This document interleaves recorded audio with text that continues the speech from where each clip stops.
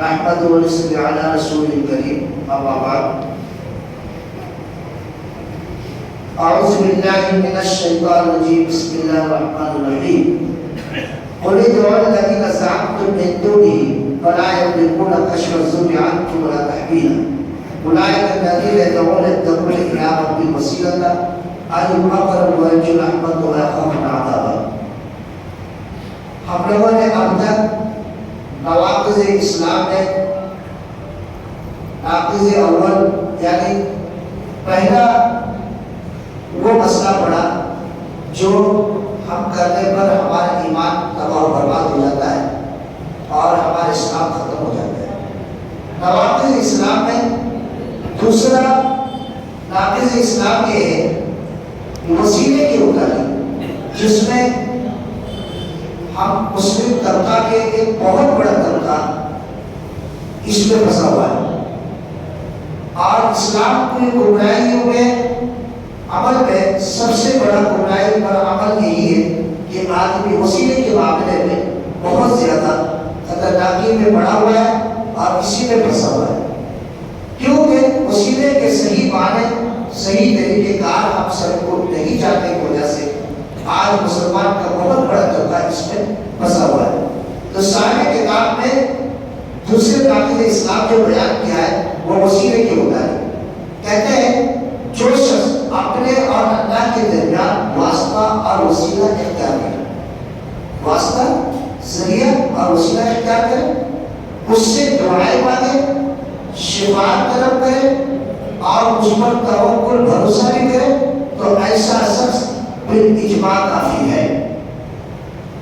بالاجماع کافی ہے جو آدمی اللہ اور اپنے درمیان واسطہ وسیلہ طلب کرتا ہے اور اسی سے دعائیں مانگتا ہے, اس سے شفا طلب کرتا ہے, اس پر بھروسہ کرتا ہے, تمام مسلمانوں کے نزدیک یہ بالاجماع کافی ہے اور مشرک ہے. اس کے سلسلے میں صالح بن فوزان نے اس کی شرح لکھی, کہا کہ جو شخص اپنے اور اللہ کے درمیان واسطہ وسیلہ اختیار کرے اس کا مطلب ہے کہ وہ مخلوقات میں سے ایسے لوگوں کا واسطہ اختیار کرے جو اس کے گمان کے مطابق اللہ کے نزدیک واسطہ بن کر کام آنے والا ہے. یعنی ایسی آدمی کا ایسی مخلوق کا وہ ذریعہ بنائے کہ اس کے بنا اللہ کے پاس ہمارا کام کوئی کر نہیں پائے گا, یا نہیں تو وہی ہمارا کام اللہ کے پاس کرے گا, ہم خود ڈائریکٹ نہیں کر سکتے. اس کے ذریعے سے ہم کیا کر کے اللہ کے پاس ہی اپنا کام اپنی بات بنوا سکتے ہیں. گویا کہ ایک طرح سے ہم اللہ کو مجبور کر سکتے ہیں اس آدمی کی یا اس شخصیت کے اس مخلوق کے ذریعے سے. تو اس طرح سے اس کا مطلب ہو گیا اللہ اور مخلوق کے درمیان واسطہ کا مسئلہ یعنی وسیلہ کے جو ذریعہ واسطہ مسئلہ ہے وہ کئی قسم کے. نمبر ایک, جو شخص یہ کہے اللہ اور اس کے مخلوق کے درمیان واسطہ ضروری ہے, ہم اس سے ایک سوال کریں گے, اس سے سوال کیا جائے گا کہ واسطہ سے تمہاری مراد کیا ہے. اللہ اور مخلوق کے درمیان ایک ذریعہ جو بنے گا وہ ذریعہ سے تمہارا مقصد کیا ہے, مراد کیا ہے, تم کیا چیز لینا چاہتے. اگر سامنے والا یہ جواب دے اس کا مقصود یہ ہو کہ ہمارے اور اللہ کے درمیان ایسا واسطہ ضروری ہے جو تبلیغ رسالت پیغمبری کا فریضہ انجام دے, تو یہ بالکل صحیح. تبلیغ رسالت مطلب ہے کہ اللہ کا احکام ہم اللہ سے ڈائریکٹ تو نہیں لے سکتے, کوئی ذریعہ ہونا چاہیے. اور وہ ذریعہ کیا ہے؟ رسول ہے, فرشتے رسول کے پاس آئے, رسول مخلوق کو سمجھائے. یہ ذریعہ اگر مانتا ہے تو یہ صحیح ہے اور اس کو ماننا ضروری ہے, فرض ہے. اور بلکہ جو آدمی اس بات کا انکار کرے کہ ہم اللہ کے احکامات کو ہم ڈائریکٹ اللہ سے لے سکتے ہیں اور یہ نبیوں کا اور ذریعہ واسطہ کا انکار کرے وہ کافر ہے. میری بات سمجھ پا رہے؟ جو آدمی یہ کہے کہ اللہ کا احکامات کے ذریعے کسی کے ذریعے سے ہمیں ملا ہے, فرشتے رسول کے رسول مخلوق کے درمیان, تو پھر یہ واسطہ ضروری ہے اور اس پر ایمان رکھنا بھی ضروری ہے. اور کوئی آدمی اس کا انکار کر دے تو کیا ہو کیونکہ وہ رسول کا انکار کر رہے ہیں اور اس کا انکار ہے. تو کہتے ہیں کیا؟ کیونکہ اللہ تبارک و تعالیٰ کی شریعت بندوں تک پہنچانے کے لیے ذریعہ کیا ہے؟ فرشتے پیغمبر ہیں. یہ ضروری ہے ان کے ذریعے سے اللہ کا احکامات آپ تک بندوں پہنچے گا.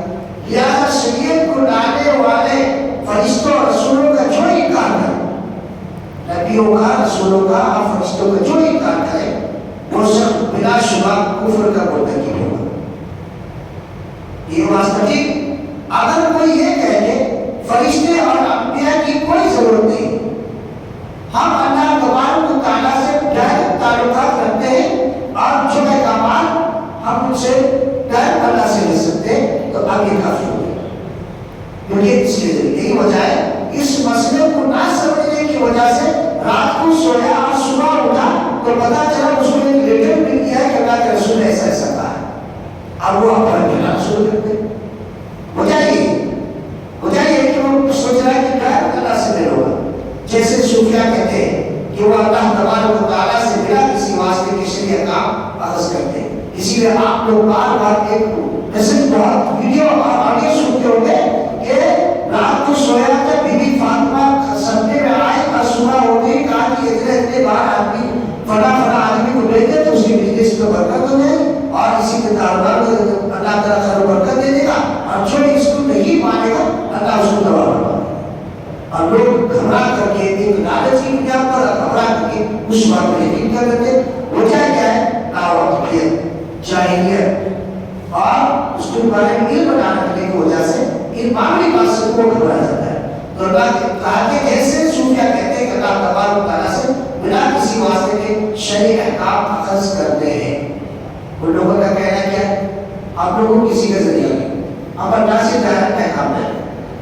اسی لیے آئے دن نئے نئے احکامات رونما ہوتے چلے جا رہے ہیں. پہلے تو ایسا عقیدہ رکھنا بالاجماع کیا ہے؟ کفر ہے. دوسرا، جبکہ ایک واسطہ ایک ذریعہ یہ ایسا ہے جس کو درست ثابت کرنے والا کفر کا مرتکب ہوگا.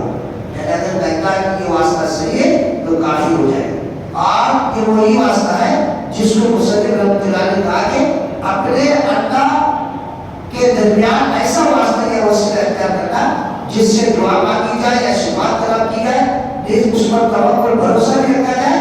اس طرح کا واسطہ یا وسیلہ جس نے بھی اقرار کیا وہ بالاجماع کافی ہے. کیونکہ اللہ تبارک و تعالیٰ کی عبادت بجا لانے میں ہمارے اور اللہ کے درمیان کوئی واسطہ نہیں.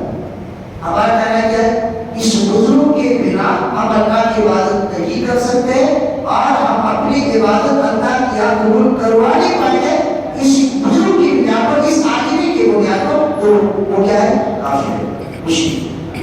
کیونکہ اللہ اور بندے کے درمیان کوئی پردہ نہیں عبادت کرنے میں اور اللہ تعالیٰ قبول کرنے میں اور اللہ تعالیٰ ہماری عبادت کو دے. اگر آپ کہتے ہیں کہ پردہ ہے ان کے ذریعے سے ہم اپنی عبادت کو اللہ کیا بنوائیں گے تو پھر یہ سراسر کفر ہے اور انکار ہے. تو کہا کہ اس سے بغیر کسی واسطے کی شفاعت توبہ کریں، اس سے بغیر کسی واسطے کی دعائیں مانگیں، اسی پر بغیر کسی واسطے کا بھروسہ رکھیں. لیکن یہی یہ ہمارا بیڑا پار کرے گا، اسی پر بھروسہ ہے. یہی ہماری شفاعت کا قیامت کے دن کرے گا، اسی پر ہمیں بھروسہ ہے. ہماری دعا اللہ سے قبول یہی کروائے گا، اللہ ڈائریکٹ نہیں ہماری دعا کو قبول کرے گا. تو پھر اجماع ہے، کفر ہے. اللہ تعالیٰ نے قرآن مجید کے اندر ارشاد فرمایا وقال ربكم ادعوني استجب لكم ان الذين يستكبرون عن عبادتي سيدخلون جہنم داخلين. سورہ غافر آیت نمبر 7. تمہارے رب نے فرمایا مجھے پکارو میں تمہاری دعا قبول کروں گا. اللہ نے یہاں کوئی واسطہ نہیں ہے، کوئی ذریعہ نہیں، ڈائریکٹ پکارو اللہ قبول کرے. بے شک جو لوگ میری عبادت سے سرکشی کرتے ہیں، دعا نہیں مانگتے ڈائریکٹ اور اللہ سے نہیں مانگتے، آپ کریں وہ ذکر ہو کر دوزخ میں داخل ہو جائیں گے. تو پتا چلا اللہ نے یہ نہیں کہا کہ مجھے فلاں کے واسطے سے پکارو یا فلاں کا وسیلہ اختیار کرو، یا جس نے ایسے واسطے کو درست ثابت کیا اس نے کفر ہے. جو کہے گا نہیں ایسا کرنا واجب ہے، ضروری ہے، صحیح ہے، تو کیا ہے؟ کفر کیا، اللہ کے احکام کا انکار کیا. اللہ تعالیٰ نے دوسرے جگہ فرمایا وَيَعْبُدُونَ مِن دُونِ اللَّهِ مَا لَا يَضُرُّ وَلَا يَنفَعُ وَيَقُولُونَ لَهُ الشُّفَعَاءُ عِندَ اللَّهِ. اور وہ لوگ اللہ کی سوا اس چیز کی پرستش کرتے ہیں جو نہ انہیں نقصان پہنچا سکے اور نہ انہیں نفع دے سکے، اور کہتے ہیں کہ اللہ کے ہاں یہ ہماری سفارش کرے گا، سفارش کر کے ہمیں جنت میں داخل کرے گا۔ مذکور آیات میں اللہ تعالیٰ نے وسیلہ واسطہ اختیار کرنے کو عبادت سے تعلق ہے۔ وسیلہ بھی ایک عبادت ہے، واسطہ بھی ایک عبادت ہے۔ اس آیت میں فرمایا قل اتنبئون بما لا يعلم في السماوات والارض سبحانہ وتعالی عما یشركون، کہ تو کیا تم اللہ کو وہ کچھ بتلاتے ہو جو اسے آسمان و زمین میں معلوم نہیں؟ کہ تم چاہتے ہو کہ اللہ ہمارے دین کے بھید کو لے کے آتا ہے؟ ابھی وہ مزاجی صدور ہے، دلوں کے بھیدوں کو ہی جانتا ہے، لیکن واسطہ کا مطلب اور کسی کے ذریعے شفاعت کروانے کا مطلب یہ ہوتا ہے کہ ہم اللہ کو اس بات پر مربوط کر رہے ہیں کہ اللہ تعالیٰ ہمارے اعمال سے، ہماری عبادت سے ناواقف ہے، وہ پاک ہے اور ان لوگوں کے شرک سے کھلا ہے۔ تو یہ اللہ یہ بتایا گیا کہ واسطہ کا ذریعہ یہ ہوتا ہے کہ اگر ہم پیغمبری اور تبلیغ رسالت اور اسی طرح سے پیغمبروں کی دین کو پھیلانے کا ایک ذریعہ بناتے ہیں، واسطہ بناتے ہیں، تو یہاں تک ٹھیک ہے، لیکن اگر کسی مخلوق کو سامنے رکھ کر کے یہ کہے کہ یہی آدمی اللہ کی میری دعا قبول کروا سکتا ہے، یہ شفاعت کر سکتا ہے اور یہی ہمارا بیڑا پار کر سکتا ہے، تو اگر اس طرح کا وسیلہ واسطہ مانگتے ہیں تو پھر ایسی صورت میں وہ سراسر کفر ہے اور شرک ہے جو اللہ تعالیٰ نے ہمیں منع فرمایا۔ اور آگے فرمایا اللہ تعالیٰ نے والذین اتخذوا من دونه اولیاء ما نعبدهم الا ليقربونا الى زلفى ان الله يحكم بينهم فيما يختلفون ان الله لا يهدي من هو كاذب كفار، جن لوگوں نے اللہ کے سوا اولیاء بنا رکھے اور کہتے ہیں کہ ہم ان کی عبادت اس لیے کرتے ہیں کہ یہ بزرگ اللہ کے نزدیک کے مرتبے تک ہمارے عیسائی کرا دیں۔ یہ لوگ جس کے بارے میں اختلاف کر رہے ہیں اس کا سچا فیصلہ اللہ خود کرے گا۔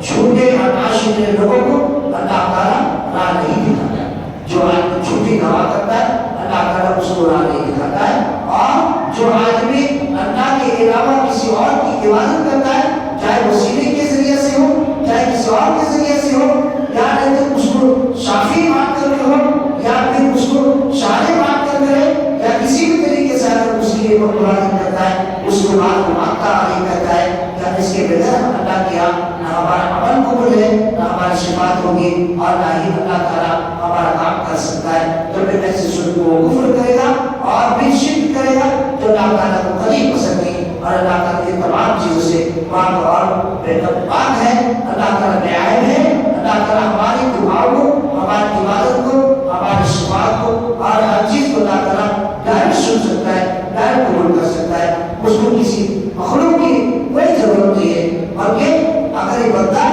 رات کے دینے کے لیے اللہ کو بتائے تو پھر اللہ تعالیٰ وہاں پر بھی اس کا سنتا ہے۔ یہ وسیلہ کا مطلب ہوتا ہے۔ انشاءاللہ پھر کل اور بات چلے گی، اللہ تعالیٰ سے دعا ہے اللہ تعالیٰ ہم سب کو صحیح وسیلہ کو ماننے اور اس کو سمجھنے کی توفیق عطا فرمائے، اللہ تعالیٰ غلط عقیدے غلط وسیلے سے ہم سب کو دور رہنے کی توفیق عطا فرمائے، آمین۔ سبحانک اللہم و بحمدک واشہد ان لا الہ الا انت استغفرک و اتوب الیک۔